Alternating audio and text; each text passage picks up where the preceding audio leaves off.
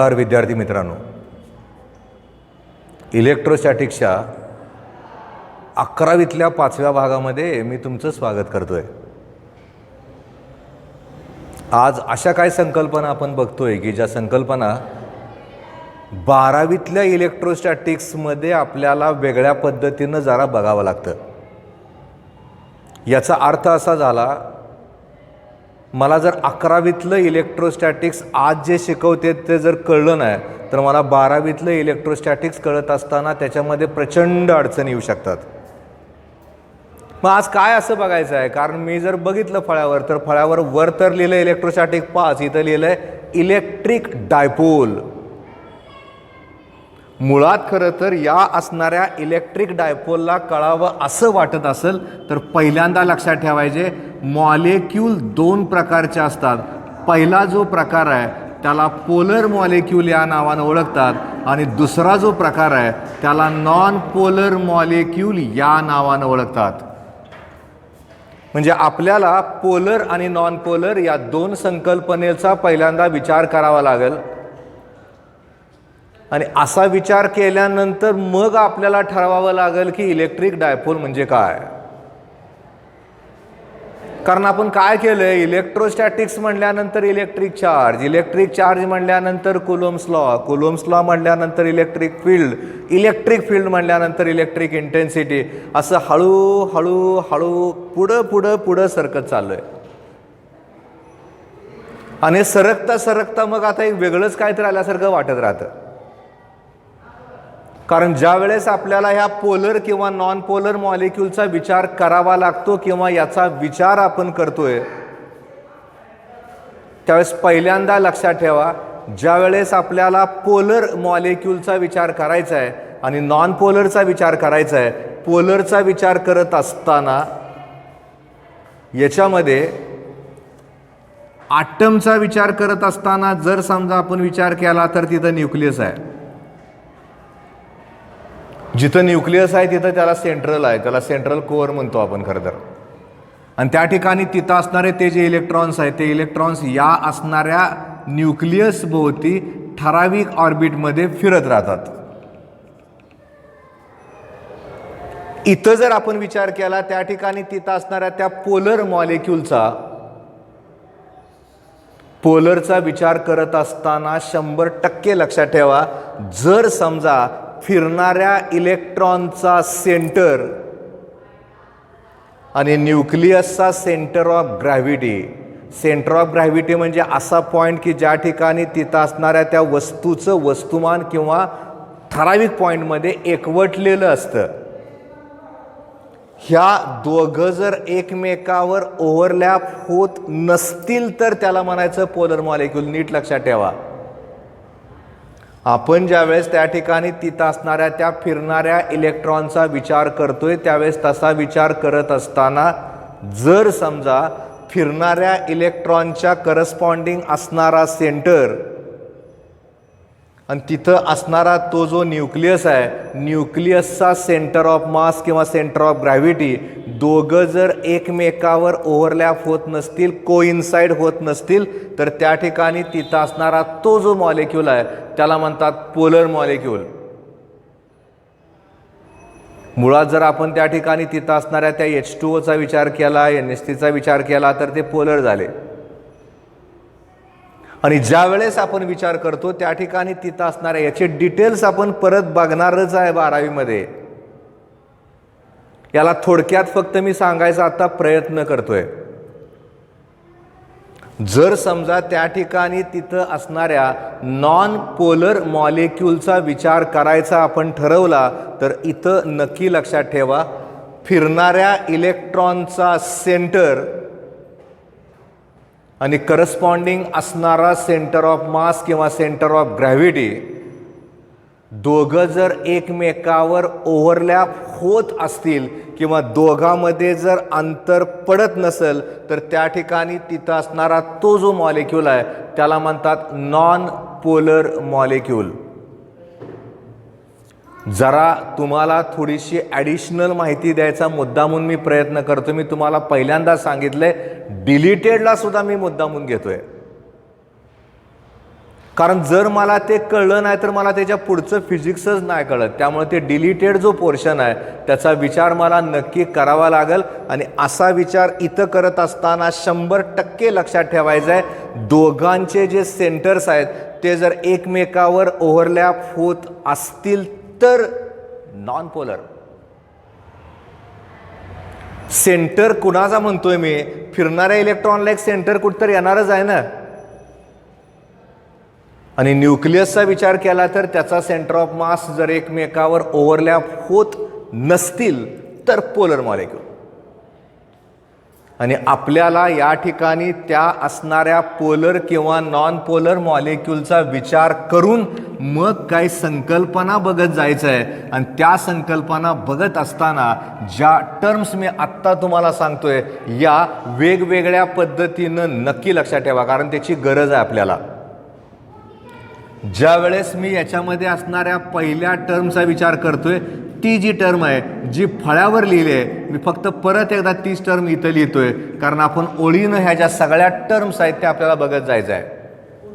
मी जर समजा त्या ठिकाणी तिथं असणाऱ्या त्या 2-4चा विचार केला, कारण मी आत्ता परत एकदा सांगतो, ज्या वेळेस आपल्याला इलेक्ट्रिक डायपोलचा विचार करावा लागतो त्यावेळेस आपल्याला पोलर मॉलिक्यूलचा विचार करावा लागतो. आणि अशा पोलर मॉलिक्यूलचा विचार इथं केला जात असताना 100% लक्षात ठेवायचा, 2 opposite charges separated by a finite distance is called as electric dipole. मी आता वाक्य कसं केलंय ते बघा. मुळात इतकं डीपमध्ये कोण नाही शिकवणार, पण मी मुद्दामून शिकवतोय तुम्हाला, सांगतोय तुम्हाला, त्याचे लेक्चर्स तयार करतोय. आत्ता मी तुम्हाला सांगितलं होतं, ज्या वेळेस आपल्याला पोलर मॉलिक्यूलचा विचार करावा लागतो त्यावेळेस त्या ठिकाणी तिथं असणाऱ्या फिरणाऱ्या इलेक्ट्रॉनचा सेंटर आणि करस्पॉन्डिंग असणाऱ्या न्यूक्लियसचा सेंटर ऑफ मास हे दोघं एकमेकावर ओव्हरलॅप होत नाहीत. हे जर दोघं एकमेकावर ओव्हरलॅप होत नसतील तर त्या ठिकाणी तिथं असणारी ती जी कॉन्सेप्ट आहे त्याला आपण इलेक्ट्रिक डायपोल, डायचा अर्थ 2 पोलचा अर्थ ध्रुव, 2 opposite charges separated by a finite distance is called as electric dipole. वाक्य ऐकल्या ऐकल्या थांबवायचा व्हिडिओ आणि तिथंच लिहून टाकायचं. कारण व्हिडिओज खरं तर मी तुम्हाला मागं सांगितलं होतं कुठेतरी ते सेव्ह करून ठेवा. तुमच्याकडे जर ते व्हिडिओज असतील तर तुम्ही त्या हळूहळू नक्की बघत जाऊ शकाल. त्याच्या ज्या संकल्पना आहेत त्या क्लिअर होत जातील आणि तशा त्या क्लिअर व्हाव्या अशा वाटत असतील तर लिहिणं फार गरजेचं आहे. जोपर्यंत तुम्ही लिहित नाही तोपर्यंत तुम्हाला यातलं काहीच नाही कळत. या पद्धतीनं ज्यावेळेस आपण इलेक्ट्रिक डायपोलचा विचार करतोय त्याच्यानंतर परत याच्यामध्ये अजून एक टर्म येते आणि ती जी टर्म आहे ती म्हणजे इलेक्ट्रिक लेंथ, ज्याला 2L न रिप्रेझेंट करतात. म्हणजे आत्ता परत एकदा मला जर विचार करायचा झाला त्या ठिकाणी तिथं असणाऱ्या त्या 2 चार्जचा, समजा इथं +Q चार्ज आहे, इथं -Q चार्ज आहे, या दोघांमधलं जर अंतर आपण बघितलं तर त्या ठिकाणी तिथं असणारं ते जे डिस्टन्स आहे त्याला इलेक्ट्रिक लेंथ या नावानं ओळखतात. वाक्य सोपं झालं. The distance between 2 opposite charges in case of electric dipole is called as electric length. 2 opposite charge मधलं जे अंतर आहे त्याला इलेक्ट्रिक लेंथ या नावानं ओळखतात. आणि याच्या SI युनिटचा जर विचार आपण केला तर त्या ठिकाणी तिथं असणारं ते जे एकक आहे ते एकक असतं मीटर. जर त्या ठिकाणी तिथं असणारं ते जे एकक आहे ते जर मीटर असेल तर त्याचे जे डायमेन्शन्स आहेत ते L⁻⁴, M⁻�0 आणि T⁻�0 असतील. आपल्याला या असणाऱ्या सगळ्याचा विचार या ठिकाणी करत असताना मी आता विचार करतोय त्या ठिकाणी तिथं असणारा तो जो ॲक्सिस आहे ज्याला आपण इलेक्ट्रिक ॲक्सिस या नावानं ओळखूयात. कशाला म्हणतात इलेक्ट्रिक ॲक्सिस? माझ्याकडे जर समजा या पद्धतीनं त्या ठिकाणी तिथं असणारी ती इलेक्ट्रिक डायपोल आहे, इथं प्लस क्यू आहे, इथं मायनस क्यू आहे, याच्यामधनं जाणारी एखादी जर मी सरळ रेषा घेतली किंवा हा पॉईंट घेतला तर या ठिकाणी इथं असणारा जो पॉईंट आहे तो इलेक्ट्रिक ॲक्सिसवर आला. A straight line passing through the two opposite charges of an electric dipole is called as electric axis. एक अशी रेषा की ज्या इलेक्ट्रिक डायपोलमधनं जाते, त्या डायपोलमधनं जात असताना ती स्ट्रेट लाईन झाली, तशी असणारी ती जी रेषा आहे त्याला इलेक्ट्रिक ॲक्सिस या नावानं ओळखतात. वाक्य मी परत एकदा सांगतो, वाक्य नीट ऐका, कारण या वाक्याचा आधार घेऊन आपल्याला काही टर्म्स बघत जायच्यात. मला जर समजा इलेक्ट्रिक इंटेन्सिटीचं उत्तर काढायचं आहे तर ते उत्तर काढत असताना मला इलेक्ट्रिक डायपोलचं पण उत्तर काढायचं आहे. जसं आपण एखाद्या पॉईंट 4चं उत्तर काढलं तसं इलेक्ट्रिक डायपोलचा विचार करून इलेक्ट्रिक इंटेन्सिटीचं उत्तर काढावं लागेल. आणि ते उत्तर काढत असताना मला जर कळलंच नाही की बाबा त्या ठिकाणी तिथं असणारं इलेक्ट्रिक ॲक्सिस म्हणजे काय आहे, इलेक्ट्रिक लेन म्हणजे काय आहे, तर मग माझी अडचण जास्तीची होते. त्यामुळे इथं जर आपण विचार केला इलेक्ट्रिक ॲक्सिसचा तर माझं वाक्य आत्ताचं नक्की लक्षात ठेवायचं, a straight line passing through the two opposite charges of an electric dipole is called as electric axis. जसं आपण त्या ठिकाणी तिथं असणाऱ्या इलेक्ट्रिक ॲक्सिसचा विचार करतोय तसं लक्षात ठेवायचं आहे. आपल्याला इक्वेटरचा पण विचार करावा लागेल. इक्वेटर ऑफ इलेक्ट्रिक डायपोल असं मी या ठिकाणी लिहितोय. आता म्हणजे काय आहे, जर असा विचार आपण इथं केला आणि त्या ठिकाणी तिथं असणारी ती जी टर्म आहे ती जर बघायचा प्रयत्न केला तर नक्की लक्षात ठेवा आपल्याला या सगळ्या टर्मचा वापर त्या ठिकाणी तिथं असणाऱ्या मॅग्नेटिझममध्ये सुद्धा करता येतो. मी जर इलेक्ट्रिक डायपोलच्या करस्पॉन्डिंग इक्वेटरचा विचार केला, इथं समजा हे दोन चार्जेस आहेत जे अपोजिट चार्जेस आहेत, हा माझा सेंटर आहे आणि इथं हा जर मी असा पॉईंट इथं कुठंतरी दाखवला तर त्या ठिकाणी तिथं असणारा तो जो पॉईंट आहे त्याला म्हणतात equator of electric dipole. A straight line passing through the centre of an electric dipole and which is perpendicular to the electric axis is called as equator of an electric dipole. म्हणजे आपल्याला या असणाऱ्या टर्म्सच्या corresponding तिथं असणारी ती जी उत्तर आहे ती उत्तरं काढायची. परत भविष्यात आपल्याला इंटेन्सिटीचं उत्तर इथं काढायचं आहे, इंटेन्सिटीचं उत्तर इक्वेटरवर काढायचं आहे आणि ती उत्तरं काढत असताना 100% आपल्याला याचा आधार घ्यावा लागेल, हे कळावं लागतं. त्यामुळे आपण ज्यावेळेस ॲक्सिसचा विचार करतोय त्यावेळेस आपलं वाक्य असं येतं, a straight line passing through the two opposite charges of an electric dipole is called as electric axis. इक्वेटरचा विचार करताना a straight line passing through the centre of an electric dipole which is perpendicular to the electric axis is called as equator of an electric dipole. आणि ह्याच्यामध्ये सगळ्यात महत्त्वाची एक term येते. मुळात तशी असणारी ती जी टर्म आहे ती टर्म ॲक्च्युली काय आहे, ती जी टर्म आहे ती म्हणजे इलेक्ट्रिक डायपोल मोमेंट, ज्याला सिम्बॉलिकली रिप्रेझेंट करताना पी न करतात. म्हणजे आपण खरं तर वेगवेगळ्या टर्म्सचा विचार करत असताना मी आता सांगितलं की ही जी टर्म आहे ती जास्त महत्त्वाची आहे. का तर याची काही एक्झाम्पल्स आहेत, याच्यावरनं उत्तर काढता येतात. हे काय सांगतं ते नक्की लक्षात ठेवावं लागतं. कुठल्या ना कुठल्या एखाद्या असणाऱ्या डेरिव्हेशनमध्ये मॅथमॅटिकल स्टेप्सचा वापर करून उत्तर काढताना तुम्हाला इलेक्ट्रिक डायपोल मोमेंट माहिती असावं लागतं. काय आहे इलेक्ट्रिक डायपोल मोमेंट म्हणजे? मुळात मी जर तुम्हाला सांगितलं की जर मला इलेक्ट्रिक डायपोल मोमेंटला मॅथमॅटिकली रिप्रेझेंट करायचं आहे तर ते करत असताना मला या पद्धतीनं ते करता येतं. म्हणजे परत काय, इथं ज्या वेळेस आपण त्या असणाऱ्या डायपोल मोमेंटचा मुवमेंट वेगळं, मोमेंटम वेगळं आणि मोमेंट वेगळं,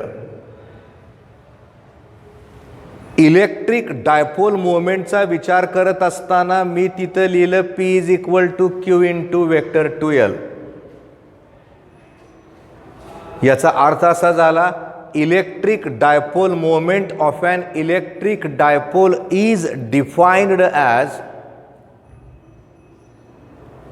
it is the product of magnitude of the charge and distance between the two charges.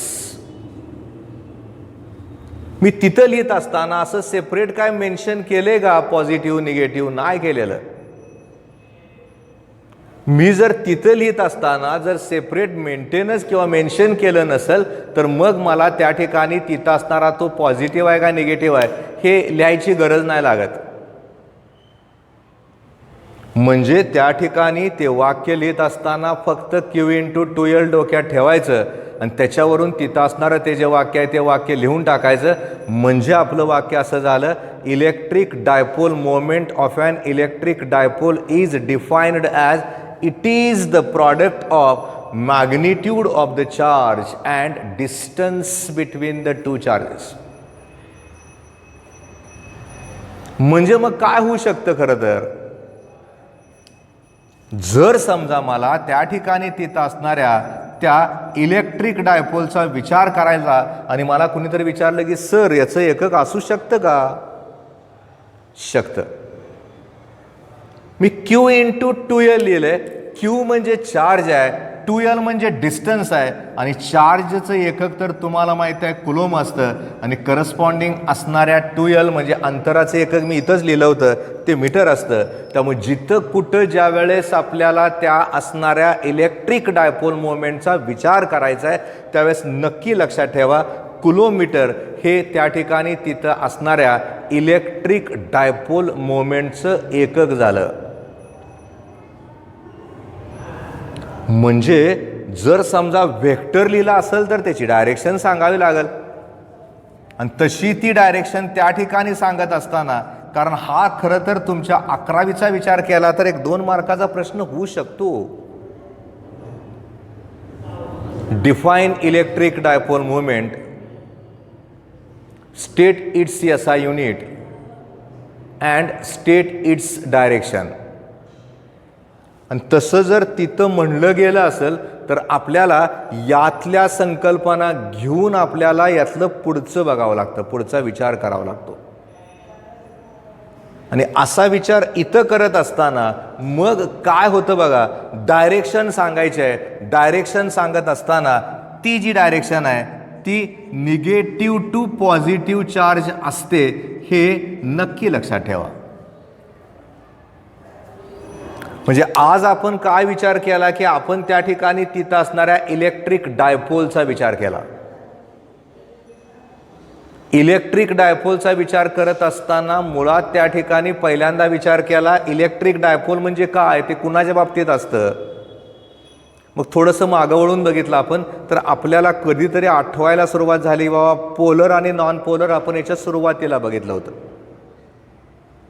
Polar molecule आणि नॉन पोलर मॉलिक्यूलचा विचार करताना मग त्याच्यामध्येच आलं, जर समजा फिरणाऱ्या इलेक्ट्रॉनचा सेंटर असणाऱ्या सेंटर ऑफ मास किंवा सेंटर ऑफ ग्रॅव्हिटीला जर ओव्हरलॅप होत नसल तर पोलर, असल तर नॉन पोलर. या सगळ्या कॉन्सेप्टला आपल्याला 12वीतल्या इलेक्ट्रोस्टॅटिक्समध्ये तर बघायचंच आहे. पण त्याच्या अगोदर परत आपण काय केलं, जिथं कुठं इलेक्ट्रिक डायपोल आहे तिथं 2 अपोजिट चार्जेस आहेत, त्याच्यामधलं अंतर आहे. ज्यावेळेस आपण इलेक्ट्रिक लेंथचा विचार करतोय त्यावेळेस 2 अपोजिट चार्जमधल्या अंतराला आपण इलेक्ट्रिक लेंथ या नावानं ओळखलं. आणि एखादी स्ट्रेट लाईन जर समजा 2 अपोजिट चार्जमधनं जात असेल तर ती इलेक्ट्रिक ॲक्सिस झाली. इक्वेटरचा विचार करत असताना a straight line passing through the centre of an electric dipole which is perpendicular to the electric axis हे एक वाक्य तयार झालं. त्याला आपण इक्वेटर ऑफ इलेक्ट्रिक डायपोल या नावानं ओळखलं. आणि ज्यावेळेस इलेक्ट्रिक डायपोल मोमेंटचा विचार केला तर P is equal to Q into 2L आलं. Q म्हणजे magnitude of the charge, 2L म्हणजे इलेक्ट्रिक लेंथ. एखाद्याला वाटलं की सर आपण असं नुसतं म्हणूयात it is the product of magnitude of the charge and electric length, can done, चालू शकतं ते, नो प्रॉब्लेम. तर या सगळ्या संकल्पना घेऊन आपण या असणाऱ्या टॉपिकला पुढे जातोय. मग काय होतं, अनेक वेळा ज्यावेळेस आपण त्या नीटचा CETचा विचार करतो किंवा कॉम्पिटिटिव्ह एक्झामचा विचार करतो त्यावेळेस टॉर्क ओरिएंटेड या टॉपिकमधली काही एक्झाम्पल आपल्याला बघावे लागतात. आणि ज्यावेळेस आपण टॉर्क ओरिएंटेड त्या टॉपिकच्या करस्पॉन्डिंग तिथं असणारी ती जी एक्झाम्पल्स आहेत ती एक्झाम्पल आपण बघतोय, तशी ती बघत असताना मग आपल्याला पहिल्यांदा विचार करावा लागेल की बाबा टॉर्क म्हणजे काय. नंतर आपण त्या ठिकाणी तिथं असणाऱ्या त्या इलेक्ट्रिक डायपोलच्या करस्पॉन्डिंग आपण तिथं असणारं ते जे उत्तर आहे ते उत्तर आपण काढूयात. टॉर्क मुळात एक साधी संकल्पना आपण बघितली की माझ्याकडे जर समजा या पद्धतीने एखादी जर समजा पाण्याची टॅप आहे, तुटी आहे आणि याला या पद्धतीनं वरच्या बाजूला त्याला चालू बंद करण्यासाठी सिस्टीम आहे, मला काय करावं लागतं, याला इकडं वळावं लागतं आणि याला इकडं वळावं लागतं, तरच त्या ठिकाणी तिथं असणारी ती तोटी चालू बंद करणं सोपं जातं. जर समजा ड्रायव्हरचा विचार केला, हे समजा स्टिअरिंग व्हील आहे आणि अशा असणाऱ्या स्टिअरिंग व्हीलचा विचार केला, हा A पॉईंट आहे, हा B पॉईंट आहे, जर समजा त्याला वळवायचा असेल तर तो काय करतो, दोन वेगवेगळ्या पॉईंटला सारख्याच मॅग्निट्यूडचे पण अपोजिट फोर्सेस अप्लाय करतो आणि त्या ठिकाणी तिथं असणारी ती गाडी वळवणं हे जादा सोपं जातं. एखाद्या बाटलीचं झाकण उघडताना सुद्धा आपण असं करून उघडतो. या ज्या सगळ्या संकल्पना येतात त्या सगळ्या संकल्पना टॉर्क किंवा कपलच्या अंडर येतात. म्हणजे काय झालं, two forces equally in magnitude, opposite in direction, acting at two different points of the body forms a couple. एका वस्तूवर दोन वेगवेगळ्या ठिकाणी सारख्याच मॅग्निट्यूडचे पण अपोजिट असणारे जर फोर्सेस आपण अप्लाय केले तर तिथं टॉर्क तयार झाला किंवा कपलचं फॉर्मेशन झालं असं नक्की म्हणता येतं. वाक्य माझं नीट आहे का, कारण त्याचं इम्प्लिमेंटेशन करून आता उत्तर काढायचं आहे. Two forces equally in magnitude, opposite in direction, acting at two different points of the body forms a couple. आणि हे जर असं तिथं झालं असेल, असं तिथं होत असेल, तर मग मला इथं उत्तर काढायचं आहे कशाचं, मला इथं काय करावं लागणार आहे. मुळात मला खरं तर आता परत एकदा उत्तर जे काढायचं आहे ते टॉर्कचंच उत्तर काढायचं आहे. पण हे उत्तर काढत असताना हे कुठं आणि कधी उत्तर काढायचं आहे, कसं उत्तर काढायचं आहे. ॲक्च्युली टॉर्क तसंच ठेवतो मी, पुढं थोडंसं वाढवतो ते वाक्य, torque acting on an electric dipole placed in an external electric field.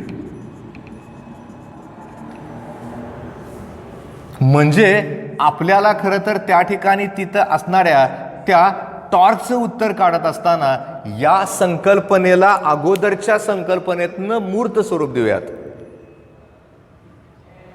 आणि तसं ते तिथं दिलं जात असताना आपण असा विचार करूयात की आपल्याकडं ही एक इलेक्ट्रिक डायपोल आहे, प्लस क्यू मायनस क्यू. कारण जिथं कुठं इलेक्ट्रिक डायपोल आहे तिथं खरं तर टू अपोजिट चार्जेस आहेत आणि ते एकमेकापासून दूर आहेत.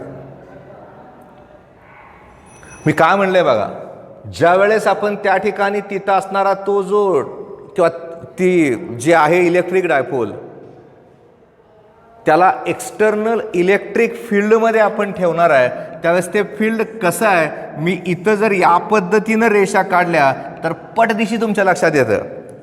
कसं आहे electric field,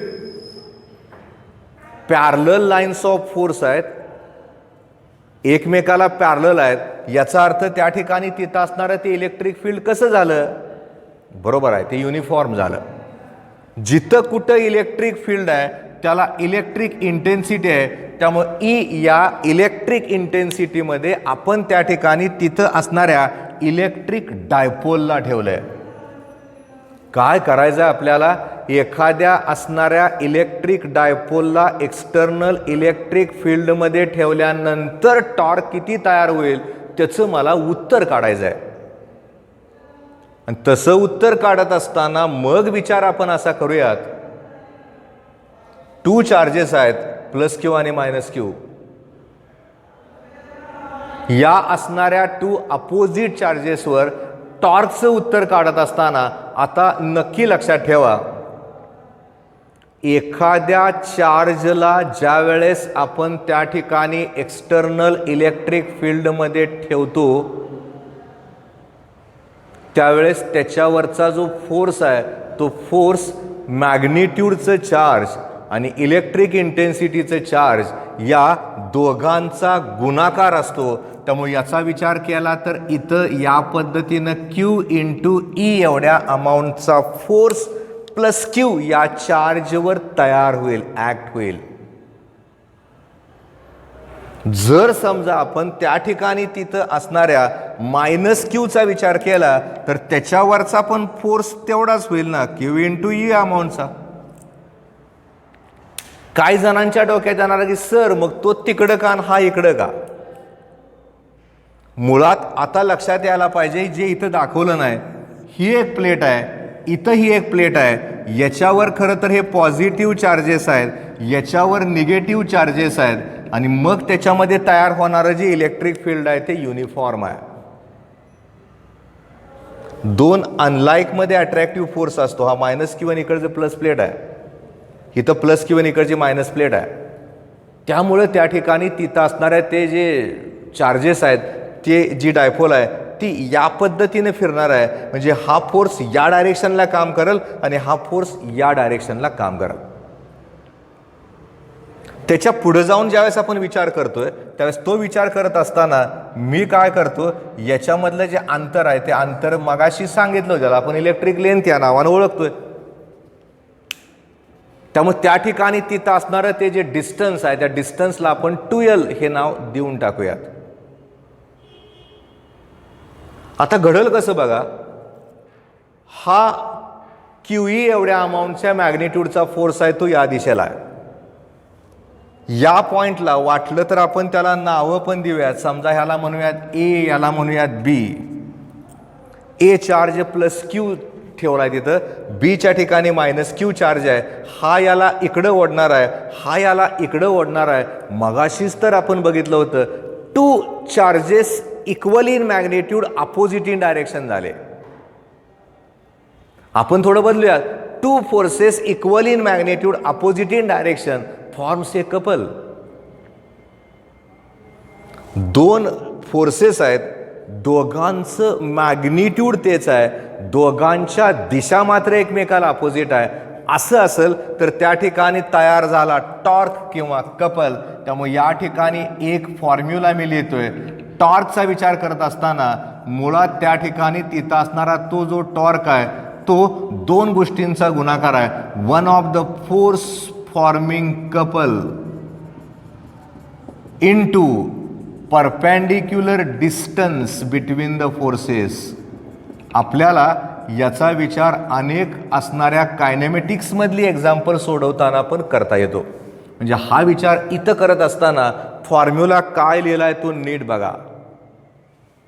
torque is equal to one of the force forming couple. Couple तयार होणाऱ्या दोन्ही मधला एक फोर्स आणि 2 फोर्स मधलं उभं अंतर किंवा परपेंडिक्युलर डिस्टन्स. म्हणजे आपण जर इथं जर विचार करायचा ठरवला तर हा विचार इथं करत असताना मुळात याला आपण या पद्धतीनं नाव देऊयात आणि यातला अँगल आपण थीटा घेऊयात. इथं एक ट्रँगल तयार केला. कुठला ट्रँगल तयार झाला? ABC हा ट्रँगल तयार झाला. ABC ट्रँगल तयार होत असताना मी काय म्हणलंय बघा, मुळात इथं टॉर्क किंवा कपल तयार होईल. ज्यावेळेस टॉर्क किंवा कपल तयार होते त्यावेळेस त्या ठिकाणी दोन गोष्टींच्या गुणाकाराचा विचार करावा लागतो. One of the force forming couple into perpendicular distance between the forces. दोन्ही मधला एक फोर्स आपल्याला घ्यायचा आहे आणि तसा तो फोर्स इथं घेताना मी या ठिकाणी एक सिम्बॉल वापरतोय. तो जो सिम्बॉल आहे तो आहे टो. त्याला टॉर्क म्हणूया. टो म्हणजे टॉर्क. ह्याला टो म्हणतात, लक्षात ठेवा. TOE. One of the force forming कपलचा विचार करताना दोघांमधला एक फोर्स मी घेतला आणि त्या ठिकाणी तिथं असणारा तो जो फोर्स आहे तो माझा झाला QE. ABC ट्रँगल आहे. ह्या ट्रँगलचा विचार केला तर या दोन फोर्स मधलं उभं अंतर मला घ्यायचं आहे. एक इकडं ओढणार आहे, एक इकडं ओढणार आहे. तसं जर तिथं झालं तर मला त्या दोघांमधलं अंतर कुठलं घेता येईल? AC घ्यावं लागेल. उभं अंतर AC झालं ना. ट्रँगल ABCचा विचार केला तर उभं अंतर AC झालं. म्हणजे आपण काय करतोय बघा, या पद्धतीनं त्या ठिकाणी तिथं असणाऱ्या त्या टॉर्कचा विचार करत करत तिथलं जे उत्तर आहे ते उत्तर काढायचा प्रयत्न करतोय. एका इलेक्ट्रिक डायपोलला एक्सटर्नल इलेक्ट्रिक फील्डमध्ये ठेवलंय. याच्यावरचा फोर्स QE एवढ्या अमाऊंटचा आहे, याच्यावरचा फोर्स QE एवढ्या अमाऊंटचा आहे. हा याला इकडं ओढणार आहे, हा याला इकडं ओढल. या दोघांमधलं अंतर त्या ठिकाणी 2L आहे. आणि आपल्याला जर उत्तर काढायचं आहे त्या ठिकाणी तिथं असणाऱ्या त्या टॉर्कचं किंवा कपलचं उत्तर काढायचं आहे. मी काय म्हणलं होतं, ज्या ज्या ठिकाणी आपल्याला टॉर्क किंवा कपलचं उत्तर काढायचं आहे त्या त्या ठिकाणी आपल्याला या फॉर्म्युला लक्षात ठेवावं लागेल. One of the force forming couple into perpendicular distance between the forces. हे सगळं जर इथं आपण मान्य केलं तर आता torque tau is equal to QE into AC झालंय. तसं जर झालं आणि मी या ट्रँगलचा विचार केला आणि आता ठरवलं मला ACचं उत्तर काढायचं आहे. ACचं उत्तर काढत असताना मी आत्ता या ठिकाणी विचार करतोय ट्रँगल ABCचा. समोरची बाजू आणि कर्ण, कारण मला 2L माहिती आहे. मग कुठलं गुणोत्तर, कुठलं ट्रिगोनॉमेट्री वापरावं लागेल? Sine theta. बरोबर आहे. म्हणजे मी इथं sine theta is equal to triangle ABC साठी वापरायचं ठरवलं. समोरची बाजू माझी AC आहे आणि त्या ठिकाणी कर्ण जो आहे तो माझा 2L आहे. याचा अर्थ असा झाला AC ची किंमत माझी 2L इंटू साइन थीटा आली. AC ची किंमत. मी काय केलंय, टॉर्कचं उत्तर काढत असताना याला इक्वेशन नंबर 1 दिलंय. AC ची किंमत माझी 2L इंटू साइन थीटा आले. ती जी किंमत आहे त्याला मला आता इक्वेशन नंबर 1 मध्ये ठेवायचं आहे आणि ते ठेवत असताना माझं नंतरचं जे इक्वेशन आहे ते इक्वेशन या पद्धतीनं आलं. Q into E into 2L sine theta. असं करता करता मला आता वाटलं की इथं एक अंडरलाईन करावी, इथं अंडरलाईन करावी. आणि ज्या ठिकाणी मी डबल अंडरलाईन केली ती का केली ते एखाद्यानं अगोदरचं ज्याला आठवतंय ते पट्टदिशी लक्षात आलं पाहिजे. इथं Q आहे, तिथं 2L आहे, E आहे, साइन थीटा आहे. जर Q इंटू 2Lचा विचार आपल्याला करायचा आहे तर त्याला काय म्हणतात? राईट इलेक्ट्रिक डायपोल मोमेंट म्हणतात. म्हणजे मी जर समजा त्या असणाऱ्या टॉर्कचा विचार केला तर torque tau is equal to इथं PE साइन थीटा आलं. का आलं तर इथं मी नक्की लिहू शकतो Q इंटू 2L म्हणजे P म्हणजे इलेक्ट्रिक डायपोल मोमेंट. माझं हे टॉर्कचं उत्तर झालं. म्हणजे आपल्याला त्या ठिकाणी तिथं असणारं ते उत्तर कसं विचारलंय त्याच्या अनुषंगानं ते उत्तर लिहावं लागतं.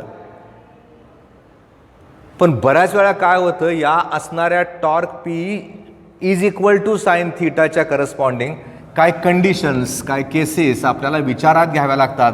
आणि तसा विचार करत असताना मग आपण विचार करूयात यातल्या काय कंडिशनचा, यातल्या काय केसचा. त्यातल्या पहिल्या केसचा आपण विचार करूयात.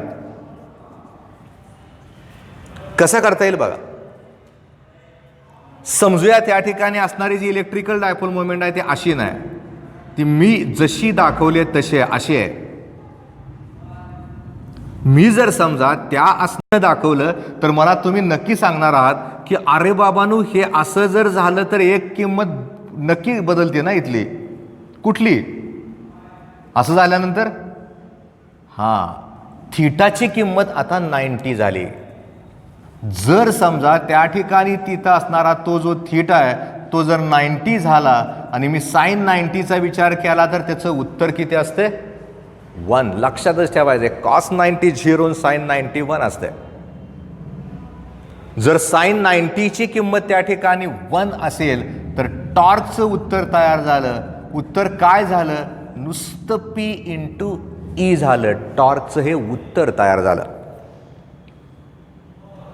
पण आपण असा विचार करूयात की आता ह्या दोन्ही असणाऱ्या समजा फोर्समुळं ही जी इलेक्ट्रिक डायपोल आहे ती अशी फिरत चालली आणि फिरता फिरता ती अशी झाली.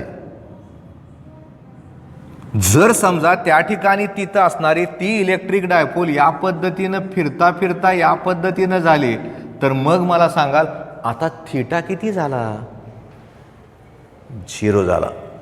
म्हणजे याचा विचार केला तर थीटा 0 झाला, साइन 0 0 झालं. मग टॉर्कचं उत्तर किती आलं? 0 झालं ना. कुठल्याही संख्येला 0 न गुणला असता येणारं उत्तर 0 असतं हे माहिती आहे आपल्याला. त्यामुळे आपण त्या ठिकाणी तिथं असणाऱ्या त्या टॉर्कचा विचार केला तर त्याचं जे उत्तर आहे ते उत्तर आपलं 0 येतं. याच्यावरनं कन्क्लुजन काढायचं ठरवलं तर नक्की लक्षात ठेवा आपण 100% सांगू शकतो टॉर्कचा जनरल फॉर्म्युला काय? Right, P sine theta. Theta 90 असताना टॉर्कचं उत्तर किती येते? P. थीटा 0 असताना टॉर्कचं उत्तर किती येते? 0. म्हणजे टॉर्क जर मॅक्झिमम असावा असं वाटत असेल तर थीटा किती असला पाहिजे? 90 डिग्री. कारण तिथं किंमत P म्हणजे जास्त आली, इथं किंमत 0 म्हणजे कमी आली. त्यामुळे टॉर्कचं उत्तर P, टॉर्कचं उत्तर 0, टॉर्कचा फॉर्म्युला P साइन थीटा. या सगळ्यांचा विचार आपल्याला या ठिकाणी इथं असणाऱ्या कपलसाठी नक्की करता येईल. तर हे एक यातलं सगळ्यात महत्त्वाचं आर्टिकल आहे. 3 मार्काला कदाचित ते विचारतील तुमच्या असणाऱ्या परीक्षेमध्ये. नसेल तर ते कसं आलं ते पण कळणं गरजेचं होतं. याच्यावरनं आपण काय गोष्टींचा विचार आपण नक्की करत चाललोय, करणार आहोत. कारण नुसतं याच्यावर हा टॉपिक नाही संपत, याच्यातल्या काही टर्म्स अजून ॲडिशनल येत जातील. पुढचं जे लेक्चर आहे या लेक्चरला याच्यामध्ये असणाऱ्या पुढच्या टर्म्स आपण विचार करतोय. आज मात्र आपण या असणाऱ्या टॉर्कच्या एक्सप्रेशनलाच इथं थांबतोय आपण. कारण काय होतंय, अभ्यास करत जात असताना इलेक्ट्रिक डायपोल जर आलं तर ते इलेक्ट्रिक डायपोल म्हणजे काय ते आपल्याला त्या ठिकाणी नाही कळत. म्हणून आज नुसत्या इलेक्ट्रिक डायपोल आणि टॉर्कबद्दलच आपण बोललोय. याच्यानंतर ज्यावेळेस इलेक्ट्रोस्टॅटिक्सचं पुढचं लेक्चर येईल म्हणजे 6 नंबरचं लेक्चर येईल त्यात मोठं एक्सप्रेशन आहे. त्यामुळे आता सुरू करून ते नाही सफिशियंट होत. एक मोठं एक्सप्रेशन आपल्याला बघायचं आहे, त्याच्यात परत काय टर्म्स बघणार आहेत आणि मग आपण थोडंसं अगोदरच्या पानाकडे वळणार आहोत. म्हणजे इलेक्ट्रिक फ्लक्स गॉस थेरम ते नंतर बघणार आहोत, ते शेवटी बघायचं आहे. त्यामुळे आपण याच्यानंतरच्या लेक्चरला या असणाऱ्या इंटेन्सिटीचं उत्तर इलेक्ट्रिक डायपोलसाठी काढतोय.